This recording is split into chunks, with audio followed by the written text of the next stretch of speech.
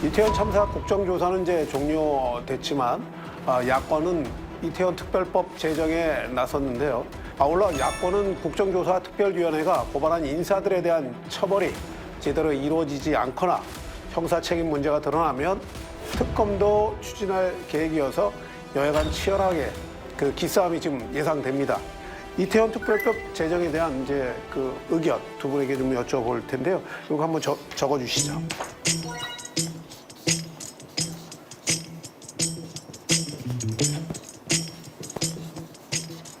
자, 최민희 의원님부터 한번. 뭐 이태원 특별법이든 예. 국정조사 후속 조치든 다 중심에는 유가족이 있어야 한다. 네. 그래서 유가족의 뜻을 우선해야 한다. 이게 사실은 피해자 중심주의 이 관점이 가장 적용돼야 되는 시점이고요. 그래서 유가족들이 원하는 게 딴 게 아니에요. 민간 조사기구, 네. 조사기구를 만들어서 거기에 유가족이 들어가는 특별조사기구를 만들어서 철저하게 진상을 조사해달라. 그래서 네. 이분들의 뜻이 한결같아요. 내 자식이 어디에서 어떤 순간에 어떻게 생을 마감했는지 알고 싶다는 거예요. 근데 그게 안 밝혀졌다는 거예요. 그래서 예. 특별법의 첫째는 이거다. 그다음에 두 번째 유가족이 원하는 게 이상민 장관 퇴임입니다. 네네. 예, 이 부분이 그러니까 유가족 전체가 다 그런 뜻은 아닐 거 아니에요? 아니요, 유가족 전체란 없어요. 네. 대책위에 들어와 있는 유가족의 뜻이에요. 그러니까 대책위에 들어와 있는 거는 전체 유가족 중에서 아니 근데 그러면 지금 대책위에도 안 들어와 있고 뜻도 안 밝히는 유가족의 뜻을 대변할 수는 없어요. 그 여론조사도 이상민 퇴임이 다 과반이 훨씬 넘어요. 네네. 퇴임해야 된다, 책임져야 된다를. 그래서 그건 유가족의 뜻도 그렇고 국민의 뜻도 그렇고 세상에 서울 한복판 이태원에서 지금 159명? 그 집에서 나갔다가 자식이 죽은 거잖아. 아무도 책임을 안 지는 게 말이 됩니까 이게? 네. 그래서 그렇게 가야 되고 특히 주의할 것은 보상 문제를 가지고 얘기하지 말라는 거예요. 유가족이 보상 원하는 그 유가족 중에 보상을 막 먼저 해달라는 분 안 계세요. 네. 근데 또 이걸 가지고 왜곡할 수 있기 때문에 유가족을 매도할 수 있어서 이 부분은 진짜 조심해야 된다고. 네, 알겠습니다. 자, 이원주 의원님. 지금 뭐 어쨌든 지금 보면 수사도 보면 그냥 영두삼위로 끝났고요. 어떻게 보면 현장에서 고생한 사람들한테만 책임을 묻고 정말 책임을 져야 할 사람들은 전혀 대상 자체가 아니었죠. 네네. 그래서 수사는 물론이고 진행되는 국정조사의 과정도 어떻게 이렇게 진정성 없이 정말 이렇게 가식적으로 하는 걸까. 그래서 이 아마 보는 유가족들은 아마 거의 참관을 하시던데 가슴이 찢어지지 않았을까. 이 분노가 그냥 주체할 수 없이 올라왔을 것 같아요.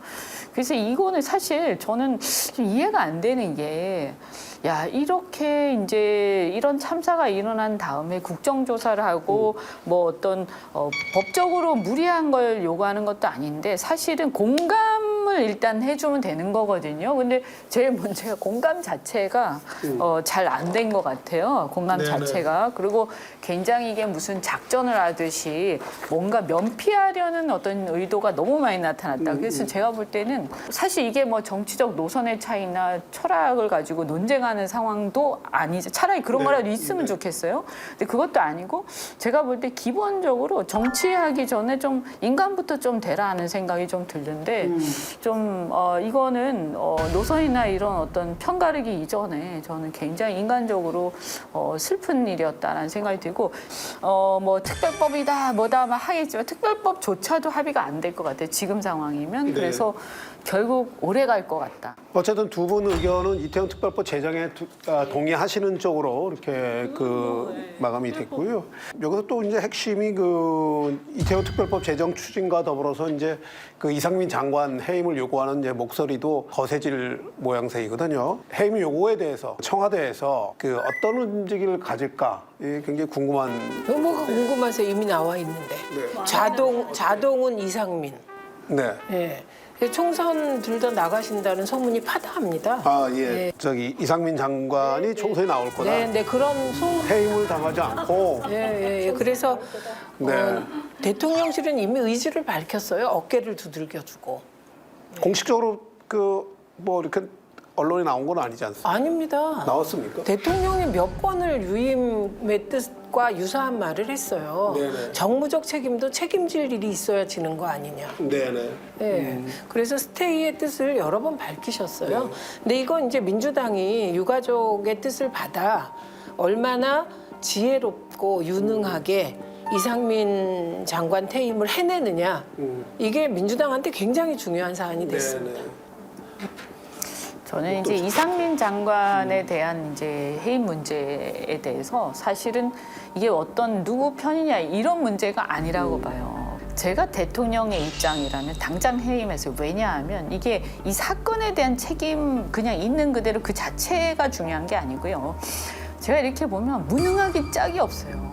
이 사람이 모든 어떤 이러한 어떤 일련의 과정에서 대응하는 이 태도라든가 그 다음에 대응의 수위라든가 방식이라든가 모든 게 잘못됐고요. 행안부라는 거는요. 네. 사실 굉장히 복잡한 일이죠. 그래서 경찰을 최종적으로 관리하기도 하고 또 소방, 재해 이 모든 국가의 안전 문제를 책임지는 부서예요. 그리고 지방자치단체, 지방자치를 또 다 책임지고 있어요. 그러면요, 이거는요, 자치단체장 출신이거나 정치를 오래 했거나 이렇게 해서 상당히 어떤 그 지역의 이 어떤 그 손과 발이 되는 이 조직들에 대한 이해도가 굉장히 높지 않으면 지가 안 됩니다. 근데 네. 이분이 뭡니까? 그냥 판사하다가 변호사 조금 변호사도 뭐 그냥 로펌에서 그러니까 현장하고 동떨어진 상태에서 오랫동안 살아오신 사람이에요. 그래서 정치나 행정에 대해서는 경험이 전혀 없어요. 네. 이런 사람이 행안부 장관 덜렁 맡아서 할 수 있는 게 아닙니다. 인사 자체가 너무나 잘못됐고요.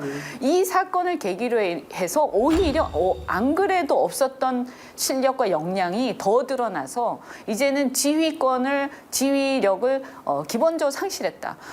마음으로 절대 경찰이나 소방이나 다른 자치단체들이 절대로 진정성 있게 진실되게 따르지 않는다. 네네. 그래서 이미 이 리더십이 상실된 사람이기 때문에 이런 경우에는 뭐 이 사람 좋고 싫고 뭐 그다음 여기서 밀리고 이런 문제가 아니라 일이 안 됩니다. 이 사람 가지고는. 그래서 빨리 저 해임해야 내보내고 되는 빨리 내보내고 좀 유능한 사람은 대체해야 됩니다. 네. 예. 두 분 다 하여튼 이태원 특별법 제정에 동의하시고 이상민 장관 대통령실에서 해임하는 게 맞다. 뭐 이렇게 의견을 좀 정리하고 가겠습니다. 자, 지난 카타르 월드컵 때 우리 축구 대표팀은 그동안 보지 못한 빌드업 축구로 12년 만에 원정 월드컵 16강을 달성했습니다. 우리 정치도 이렇게 빌드업을 하면 좋으련만 서로에게 패스는 하지 않고 패싱만 하는 단독 플레이로 국정 성과를 거의 내지 못하고 있습니다. 서로 협조하며 민생에서 득점력을 올렸으면 좋겠습니다. 시사 토크 담은다가 다음 시간 새로운 주제로 찾아뵙겠습니다. 감사합니다.